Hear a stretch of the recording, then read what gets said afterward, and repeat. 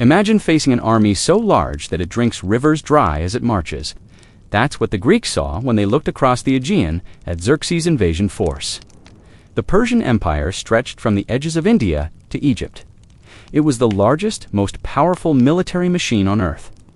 Xerxes wasn't just trying to conquer Greece, he was trying to erase it. His army was a rolling symbol of inevitability, hundreds of thousands of soldiers, thousands of ships, endless resources. Against that stood a collection of small city-states that could barely agree on what to eat for dinner, let alone how to fight a world empire. And yet, against all logic, they did the impossible. They stopped him. The secret wasn't brute strength or divine intervention. It was strategy specifically, the strategy of the immovable object. The Greeks didn't meet power with power. They met it with control, precision, and geography.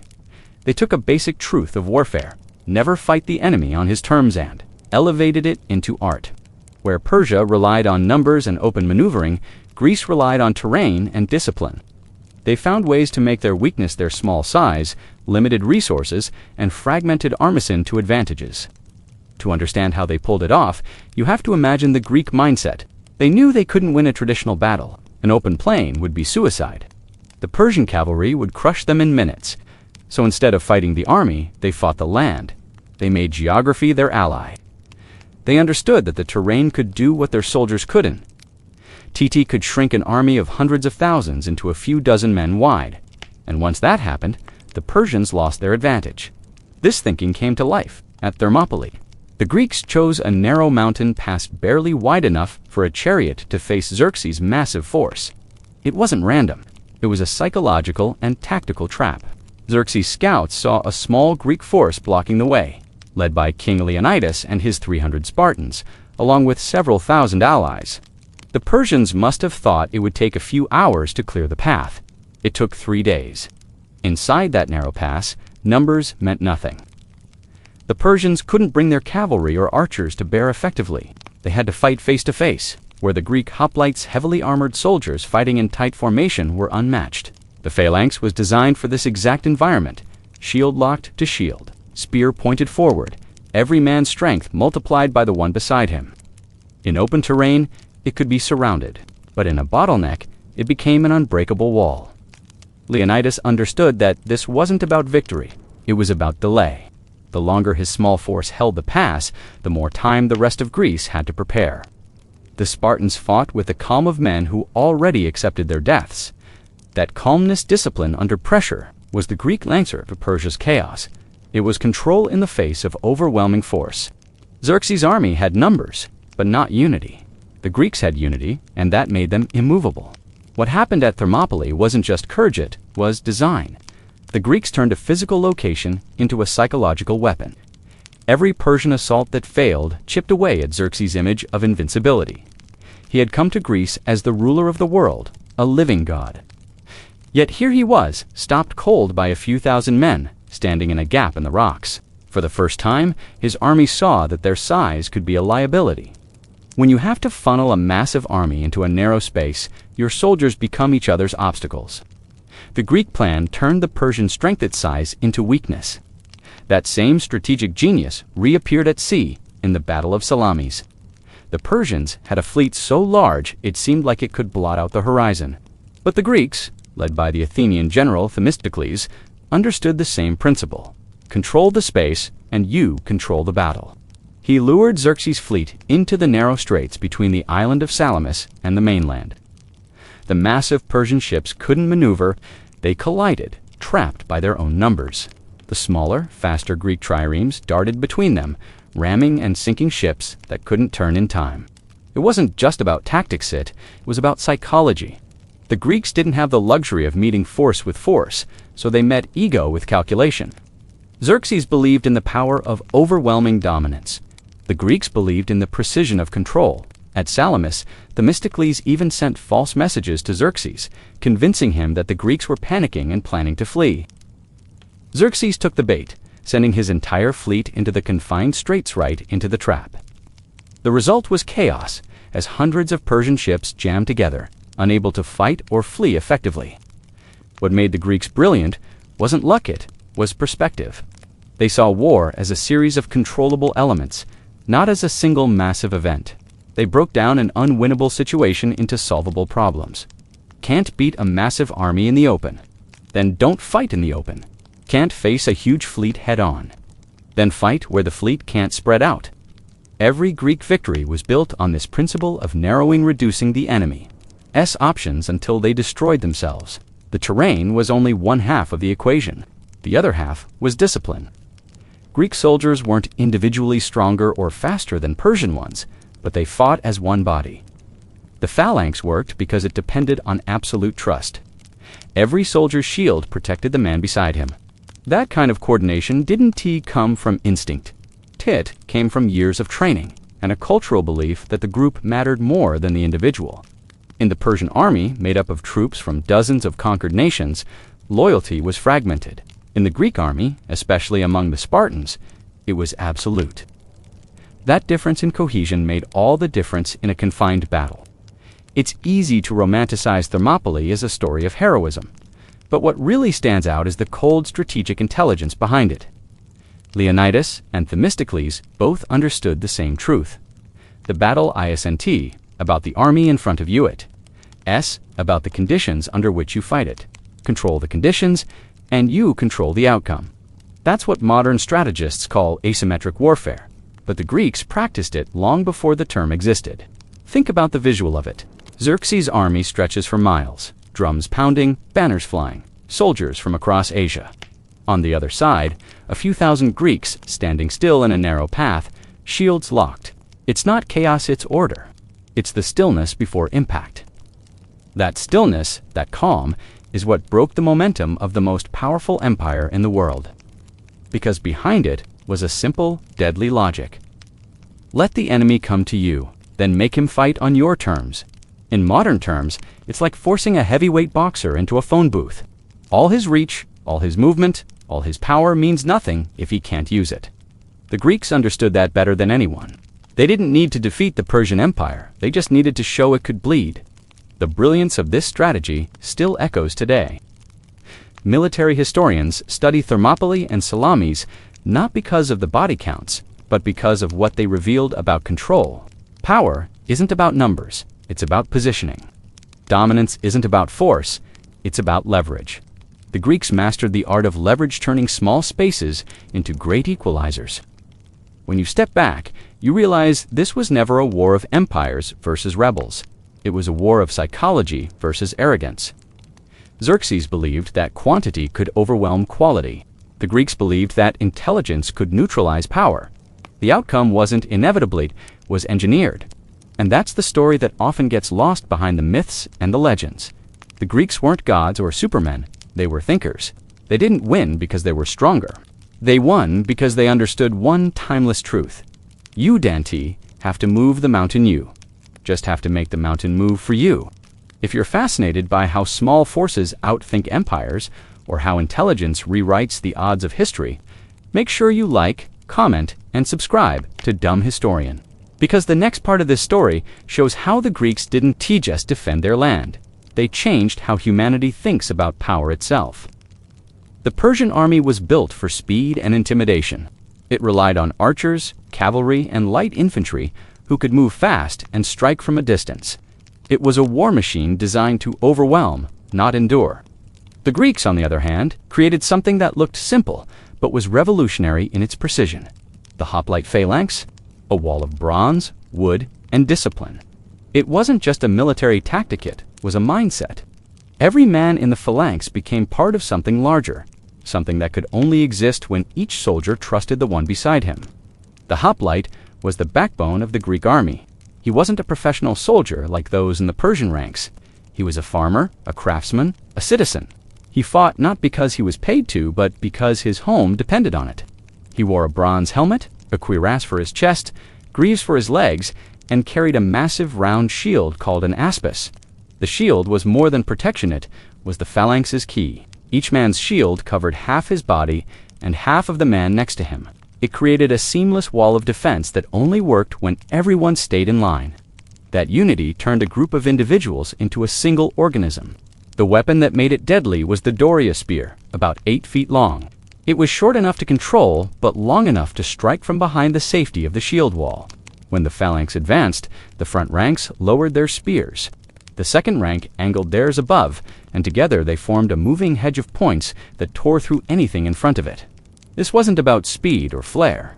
It was about steady, unstoppable pressure. The Persians, who were used to open, fluid combat, had never faced anything like it. At the Battle of Marathon in 490 BCE, the Greeks proved what the phalanx could do. The Persian army had sailed across the Aegean to punish Athens for supporting a rebellion against them. When they landed at Marathon, they outnumbered the Athenians by tens of thousands. The Persians expected the Greeks to hold their ground defensively or scatter at the sight of such a force. Instead, the Athenians advanced, strewing the last stretch across the plain under a hail of arrows. Shields raised high, closing the distance before the Persians could reload. When they hit, the phalanx hit like a battering ram. Imagine the sound: bronze shields slamming together, spears cracking through wood and flesh. The Persians fired arrows into the wall, but the arrows glanced off the bronze or stuck uselessly in the thick shields. The Greek line never broke. When the front ranks fell, the men behind stepped forward without hesitation. Every movement had been practiced, every position understood. In contrast, the Persian lines began to buckle. Their armor was light-woven linen and soft leather designed for mobility, not endurance. Against a solid wall of men pressing forward, they collapsed. The Greeks didn't just win, they transformed the idea of battle itself. Before Marathon wars were often decided by maneuver and morale, whichever side broke first. But the phalanx introduced a different principle: cohesion beats chaos. The Greeks didn't chase glory through flashy combat or individual heroics. They found victory in holding formation, in the simple act of staying still when every instinct screamed to run. At Thermopylae, that same formation held for 3 days against the full might of Xerxes' army. The Persians attacked in wavestints of thousands of men pushing into a corridor barely wide enough for 50 soldiers to stand side by side. Each wave hit the Greek phalanx like surf crashing against a cliff. The Persians expected the Greeks to tire, to crumble under pressure. Instead, they met shield and spear with the same measured precision as if they were drilling at home. When one soldier fell, another stepped forward. The formation absorbed the impact, shifted, and held. The beauty of the phalanx wasn't just its structure, it was its psychology. To stand in a phalanx meant surrendering the ego. You couldn't fight for yourself, you fought for the man on your left. Every soldier knew that if he broke formation, the line could collapse and everyone would die. That kind of collective trust created something terrifyingly effective. The Persians, used to skirmishes and fast strikes, couldn't comprehend how to break it. Their archers, usually their greatest strength, were almost useless. Arrows could darken the sky, but when they struck bronze, they did little more than make noise. The Persian cavalry, which relied on open ground and mobility, was trapped in narrow passes and broken terrain. The Greeks had engineered the battlefield to favor their formation, and within that formation, every man knew his role. The front ranks braced, the second ranks thrust. The rear pushed forward, driving the wall ahead inch by inch. It was less a fight and more a slow, grinding collapse of the enemy. The Persians relied on shock and speed. The Greeks relied on endurance and unity. That contrast defined every encounter. Where the Persian army moved like water, the phalanx stood like stone, and over time, stone wins against water not because it strikes harder, but because it refuses to move. The genius of the phalanx lay in its simplicity. It required no complex orders, no elaborate maneuvers. Once formed, its strength came from repetition and discipline. The weakest part of most armies was the individual soldier's fear. The phalanx turned that fear into structure. You didn't have to be brave, you had to stay in place. That was enough. Courage became mechanical. There's a reason even later empires copied the concept. The Roman legions were descendants of the Greek phalanx, adapted with flexibility but built on the same principle: order over chaos, discipline over numbers. At Marathon and Thermopylae, that principle was born out of necessity. The Greeks had no other choice. They couldn't outnumber or outrun Persia, but they could outlast it. The image of a Persian army flooding across the plain is one of motion waves of men, arrows, cavalry charges. The image of a Greek phalanx is stillness, the stillness of a line that doesn't yield. When those two met, the result was predictable. Motion breaks against stillness. The Spartans perfected this mindset. From childhood, a Spartan boy was trained not just to fight, but to hold his position. The phalanx was the physical expression of that cultural discipline. At Thermopylae, Leonidas' 300 Spartans fought with a precision that bordered on ritual, even surrounded. Even as arrows blotted out the sun, they didn't lose formation. They rotated the front ranks, kept their shields locked, spears braced, and continued fighting until the last man fell. It wasn't just a stand-it, it was a demonstration of the idea that control could defeat chaos even in death. The Athenians, though less rigid than the Spartans, shared the same respect for structure. At Marathon, their general Miltiades understood that timing and cohesion mattered more than raw strength. When he ordered his men to charge the Persians, it wasn't a reckless movement, it was a calculated one. The phalanx moved fast enough to avoid being shredded by arrows, but stayed tight enough to hit as one body. That mix of precision and aggression broke the Persian front before they could adapt. The Persians' mistake was thinking the Greeks were just another provincial force. They didn't realize that the phalanx wasn't just a tactic, it was a social invention. Greek city-states were built around the idea of equality and shared duty. The battlefield was an extension of that. Every citizen soldier stood shoulder to shoulder, no matter his wealth or status. That kind of collective identity created a unity Persia couldn't replicate. The Persians came to Greece expecting conquest. What they found was something they couldn't buy or intimidate: discipline forged by necessity. Every Greek soldier knew that retreat meant the destruction of his home, his family, his entire way of life. That gave them a kind of strength that no empire could train into its troops. When the Persians finally retreated from Marathonum, leaving their dead scattered across the plain, it marked more than a military victory. It showed the world that precision, coordination, and willpower could beat numbers and chaos. The phalanx wasn't glamorous, but it was unstoppable. It didn't rely on inspiration or divine favor, it relied on human cooperation pushed to its limit. By the time Xerxes returned a decade later with his massive invasion force, the Persians had learned to fear that wall of bronze and wood. They knew that wherever it formed, their waves would break. The phalanx wasn't fast or flashy, but it was inevitable. It was the still heartbeat at the center of the Greek defense, the structure that turned ordinary men into the kind of soldiers who could stand against an empire and hold. The Battle of Salamis was not won by strength or numbers, it was won by perception. Themistocles understood something Xerxes did not, that terrain could be as deadly a weapon as any sword or spear. The Persian fleet was massive, hundreds upon hundreds of ships stretching across the sea like a floating city. It was meant to intimidate, to smother resistance under sheer volume, but that size was also its weakness. The Greeks had no chance in open water, so Themistocles made sure the Persians would never fight there. He turned their confidence into a trap and used the geography of the Aegean to destroy them. To understand how this happened, imagine the Persian fleet, a vast armada gathered from every corner of the empire. Egyptian galleys, Phoenician warships, Ionian vessels, all different in size and crew, but united under Xerxes' command. It was a symbol of imperial power, not unity. They were used to dominance, to facing disorganized rebels or small city-states who fled at the sight of their numbers. Themistocles knew that the greatest threat wasn't just Persia's ships, but its arrogance. He didn't need to defeat their strength. He needed to make them believe they were invincible. Themistocles was a master of deception as much as strategy. When Xerxes' army swept through Greece after Thermopylae, Athens was burned and abandoned. The city was gone, but the Athenian spirit wasn't. Themistocles had already convinced his people to build a navy instead of rebuilding their walls. He told them the real walls of Athens were made of wood, the hulls of their triremes. Those ships, sleek and fast, were built for maneuvering, not for large-scale engagements. Themistocles knew that fighting the Persian fleet in open sea was suicide. So he began planning a battle where numbers would become a disadvantage. The key was Salamis, a narrow strait between the island of Salamis and the mainland near Athens. The waterway was tight, hemmed in by rocky shores and shallow currents that made turning large ships difficult. Themistocles positioned his fleet there deliberately, then began spreading misinformation.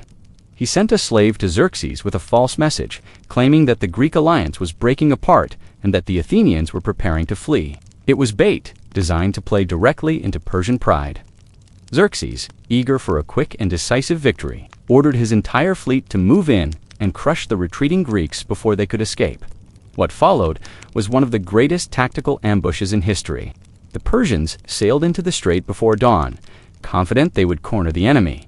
But once inside, their numerical advantage vanished. The narrow channel that could barely fit a few dozen ships across now had to accommodate hundreds. As the Persians tried to maneuver, their ships collided, their oars tangled, and their formations dissolved. Captains shouted orders that couldn't be heard over the chaos. The fleet that had once moved like an ocean now moved like a storm, chaotic and self-destructive. Themistocles waited until the confusion reached its peak. Then, as the sun rose over the horizon, the Greek triremes advanced. They were smaller, lighter, and far easier to control in tight spaces. Each ship was crewed by skilled rowers who understood the rhythm of the sea and could pivot on command. The Greek strategy wasn't to meet force with force, it was to strike with precision. They moved in coordinated lines, forming waves of attack that rammed into the flanks and hulls of Persian vessels that could barely turn to defend themselves. Imagine the scene, the narrow strait echoing with the crack of splintering wood and the screams of men thrown into the sea. The Persian ships, packed so tightly they couldn't retreat or advance, became targets for the agile Greek triremes. The Athenian flagship led the charge, smashing through the enemy's front line. Behind it, ships from Aegina, Corinth, and Sparta followed, striking in coordinated bursts. Each time a Persian ship went down, it created more obstacles, clogging the strait and turning it into a floating graveyard. Xerxes watched the entire disaster unfold from his golden throne set on a cliff overlooking the sea. He had expected to witness a display of Persian dominance, a quick victory that would cement his empire's power. Instead, he saw his fleet collapsing before his eyes. Themistocles had turned the terrain into a weapon, and Xerxes' ambition into a liability. Every decision Xerxes made that day, charging forward, crowding the strait, relying on numbers, was exactly what Themistocles wanted. The Persians had the world's largest navy, but it meant nothing in a place where only skill and discipline mattered. Their ships were designed for open combat, where their archers and marines could use space and speed to dominate. In the Straits of Salamis, that advantage became a curse. The Greeks, by contrast, were at home in the water. They fought not as individuals, but as extensions of their ships, each movement precise and deliberate. When one trireme struck, others moved to trap and crush the enemy between them. Themistocles had also predicted the human factor. The Persian navy was a coalition of conquered peoples: Phoenicians, Egyptians, Cypriots, and Greeks from Ionia, all forced to serve under Persian command. Their loyalty was uncertain, and their coordination fragile. When the battle turned chaotic, communication broke down completely. Some crews fought each other by mistake, others tried to flee. Themistocles exploited that weakness perfectly. The Greek crews, unified by shared purpose and clear leadership, pressed harder. By midday, the Persian fleet was in ruins. Hundreds of their ships were sunk or stranded on the rocks. The sea was littered with debris, bodies, and broken hulls. The Greeks had lost only a fraction of their fleet. Themistocles' gamble had paid off entirely. The Persians' naval dominance was broken, and with it, their invasion. Xerxes' army still occupied parts of Greece, but without naval support, it couldn't sustain itself. The defeat at Salamis forced Xerxes to retreat, leaving a portion of his forces behind, which would later be defeated at Plataea. The brilliance of Salamis lies in how Themistocles saw beyond the surface.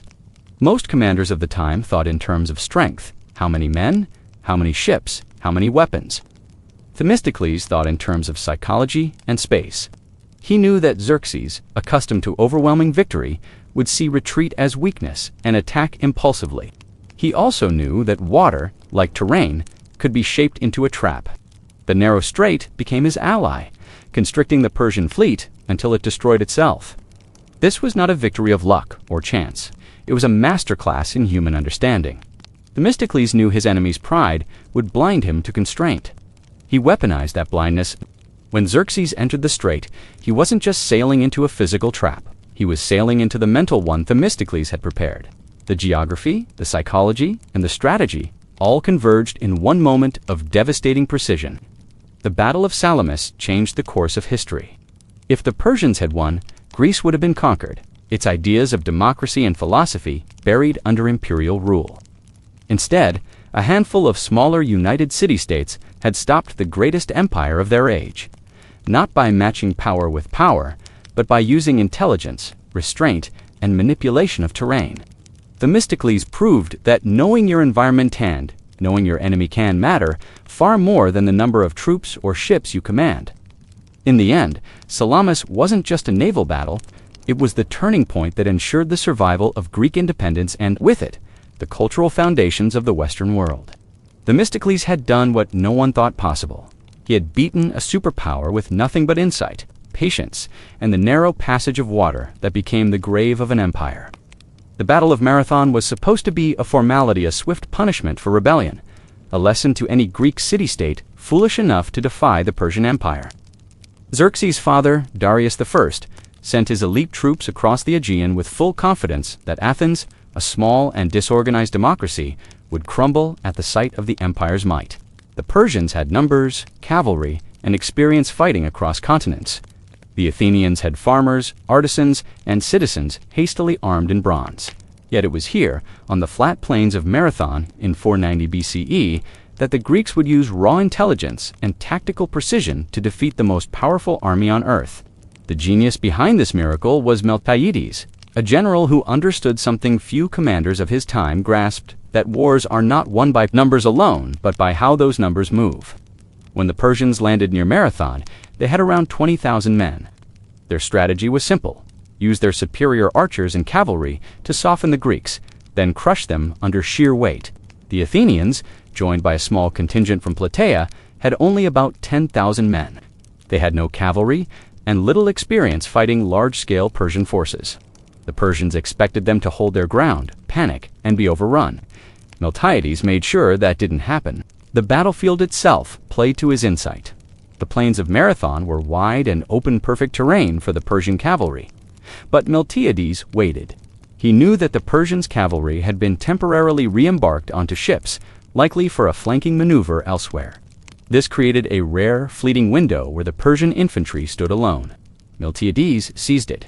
He ordered an attack, one that would look reckless at first glance, but was designed to lure the Persians into a trap so precise it would be studied for millennia.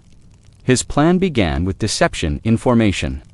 Traditionally, Greek hoplites formed a solid wall of shieldsite, ranks deep across the entire line to withstand enemy impact. Miltiades did something radical. He thinned the center of his formation, reducing it to only a few ranks deep while heavily reinforcing both flanks. To any observer, it looked like a mistake, a glaring weakness, but it was a calculated one.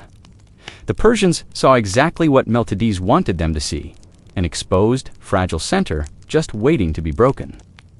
As the Greeks charged across the plain, the Persians met them with their archers, unleashing volleys of arrows meant to break their momentum. But the Greeks kept coming, shields high, advancing at a near run, shocking and unheard of tactic for heavy infantry. When the two sides finally clashed, the thinner Greek center began to buckle under the pressure of the Persian advance. The Persians pushed forward, shouting in triumph, believing the Greeks were collapsing, but as they surged ahead, they walked straight into the trap. The stronger Greek flanks, which had held firm, began to pivot inward like the jaws of a closing vise. The hoplites on the left and right wheeled in perfect coordination, enclosing the overextended Persian center. The Persians, trapped and surrounded on three sides, suddenly found themselves in a killing zone. Their numbers, which had seemed an advantage, became a liability. Imagine the chaos. The Greek hoplites pressed inward with their bronze shields, their long spears stabbing through the gaps. The Persians, lighter armed and without room to maneuver, could barely raise their weapons. Those at the front were crushed under the advancing wall of shields, while those behind had nowhere to run. What began as a confident offensive turned into panic.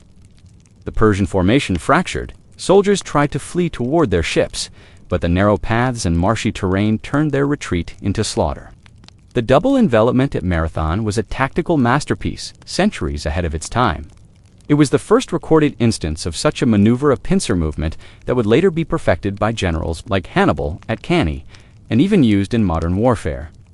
Miltiades didn't just win by strength, he won by forcing his enemy into a psychological and physical trap. He made them believe they were winning until it was too late to escape. The Persians' mistake lay in their arrogance. They couldn't imagine that a smaller, seemingly weaker force would dare to manipulate the battlefield so boldly. They assumed their strength guaranteed victory. But Miltiades understood that the Persian army's cohesion depended on momentum. If that momentum was disruptive, their forward surge turned into entrapment, their discipline would collapse. And that's exactly what happened. The outcome was devastating for Persia. Herodotus records that over 6,000 Persians were killed, while the Athenians lost fewer than 200. The difference wasn't luck or divine favor. It was planning. Every step of Miltiades' formation had been designed to exploit Persian psychology and terrain. The Greeks fought not as individuals, but as one organism, every man holding his position, every movement coordinated and deliberate. But the deeper brilliance of Marathon wasn't just the physical victory, it was the mental one.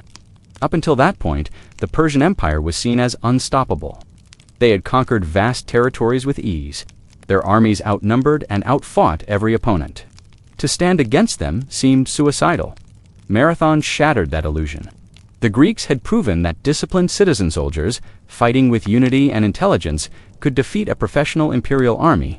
It wasn't just a military win. It was a psychological turning point. You can imagine the sight from the Persian perspective. They had driven deep into the Greek center. Victory within grasp, only to see the flanks collapsing inward, closing around them. The noise, the dust, the screams of men crushed between shields, it was chaos no soldier could prepare for. The Persian archers were useless in such tight quarters, their cavalry gone, their commanders unable to issue orders amid the confusion. The battlefield that had seemed so open moments ago now became a trap they couldn't escape. For the Athenians, it was the moment they understood their own power. These weren't trained mercenaries or lifelong soldiers. They were ordinary citizens who had taken up arms to defend their home, and through discipline and collective intelligence, they had achieved the impossible.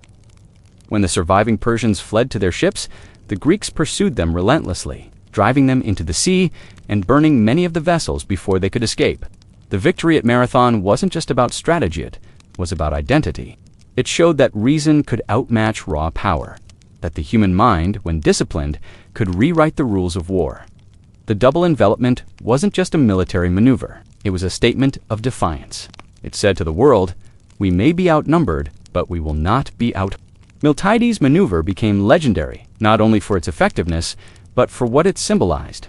It represented the rise of tactical thought over brute force, the beginning of warfare, as an art of intellect rather than sheer destruction. The Persians never forgot Marathon. Neither did the Greeks. It became the moment when a small city-state realized it could stand against an empire and win not through luck or divine intervention, but through calculation, discipline, and the courage to appear weak in order to strike strong. The double envelopment at Marathon remains one of history's defining moments of tactical genius. It showed that the most dangerous army, ISNT, always the biggest at S, the one that understands its enemy well enough to let them destroy themselves. Xerxes, the great king of Persia, was not a fool. He ruled over the largest empire the world had ever seen, an empire stretching from Egypt to India. From the Persian Gulf to the Aegean Sea, his armies were countless. His wealth was unmatched. He had inherited a throne that the world feared, and he believed it was his divine right to rule all of mankind. When he looked westward, toward Greece, he didn't see a collection of free cities. He saw insolent defiance against the will of the gods and the authority of Persia. For a man raised as a living god, this was unforgivable. And that was exactly what the Greeks counted on. The brilliance of the Greek defense against Xerxes wasn't just in their weapons or formations, it was in how they manipulated his mind. They didn't simply fight the Persian army, they fought Xerxes' ego. They understood that his confidence, his divine self-image, and his hunger for spectacle would lead him into decisions that no rational commander would make. Xerxes didn't just want victory, he wanted to be seen as unstoppable. The Greeks used that craving for image and speed as their most dangerous weapon.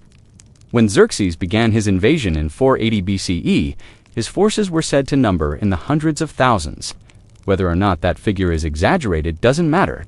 He wanted the invasion to be a display of power so overwhelming that Greece would surrender in awe. He built a bridge of boats across the Hellespont so his army could literally walk over the sea. When a storm destroyed it, he ordered the waters to be whipped and branded with hot irons as punishment. It wasn't just madness, It was theater. He was showing the world that not even nature could defy the will of the King of Kings. The Greeks, watching from their small and divided city-states, saw something deeper. They saw that this man's ego could be baited. He demanded obedience, not strategy. He prized quick, visible victories that would confirm his divinity to his followers. Themistocles, the Athenian general, recognized that he understood that Xerxes was not a calculating tactician like his father Darius. Xerxes was a performer. If he could be made to act out of pride rather than reason, the Greeks could bleed his empire dry. The first step in that plan unfolded at Thermopylae. The narrow mountain pass was perfect for defense. Only a few thousand Greeks could hold off tens of thousands of Persians. But beyond the military logic, the choice of location carried symbolic weight. By choosing to make a stand there, under the eyes of the world, the Greeks presented Xerxes with a temptation he couldn't resist. He could have ignored Thermopylae altogether, used his fleet to outflank the defenders, and struck directly into central Greece, but his pride wouldn't allow him to bypass a challenge. He wanted a spectacle of victory that would be sung in every corner of his empire. The Greeks understood this instinct. The Spartans, led by Leonidas, didn't expect to survive. Their resistance wasn't meant to stop Xerxes' entire fleet, it was meant to humiliate him. For 3 days, the mighty Persian army, with its elite immortals and countless archers, was stalled by a few thousand Greek hoplites in a narrow pass. Every failed assault chipped away at Xerxes' divine image. Every dead Persian soldier was a blow to his pride. When a traitor finally revealed the mountain path that outflanked the Greeks, Xerxes took it without hesitation. He didn't question why the Greeks had left that path lightly defended, or why Leonidas had anti-fled. He just wanted victory, something dramatic and final. And though he got it, it came at a terrible cost. His army suffered thousands of casualties to win a pass that led to a scorched countryside. The Greeks had sacrificed men, not to stop him, but to feed his impatience. Themistocles took that same strategy and expanded it at sea. He knew Xerxes wanted to end the campaign with one decisive, glorious blow. Themistocles made sure that blow would land against water. He sent a message to Xerxes, supposedly from a Greek trader, claiming that the Greek fleet was in disarray and planning to flee. The message urged Xerxes to attack immediately and trap them in the narrow straits of Salamis. To any cautious commander, that would sound suspicious. But Xerxes wasn't cautious. He saw an opportunity to destroy the Greek navy in full view of his throne, which he had placed on a hill overlooking the battle, like a spectator at his own play. That decision sealed his fate. The narrow straits of Salamis were no place for a massive fleet. The Persian navy's advantage in numbers became its downfall. The smaller, faster Greek triremes darted between the Persian ships, ramming their hulls and turning their formation into chaos. Xerxes watched from his golden chair as his grand fleet, the one meant to immortalize his name, was reduced to wreckage before his eyes. His impatience had done what Greek steel could not. You can almost picture him there, the god-king of Persia, sitting above the water, watching the battle spiral out of his control. Every command he gave came too late. Every attempt to retreat was blocked by his own ships. Themistocles had orchestrated the entire thing like a stage performance. Every movement calculated to exploit Xerxes' pride. The Greeks weren't just fighting for survival. They were fighting to prove that arrogance was mortal. The irony was complete. Xerxes had crossed the sea to humble Greece, but Greece had turned the sea into his humiliation. His ships sank not because his men were unskilled, but because their king couldn't resist being seen as infallible. He had trusted a supposed traitor because he wanted to believe the Greeks were breaking under pressure. He wanted an easy victory, one that would be remembered. He got that memory, but not in the way he intended. After Salamis, Xerxes' army began to falter. His logistics broke down. His troops, exhausted and underfed, began to lose discipline. His grand invasion stalled. The man who believed himself unstoppable had been made to wait, bleed, and retreat.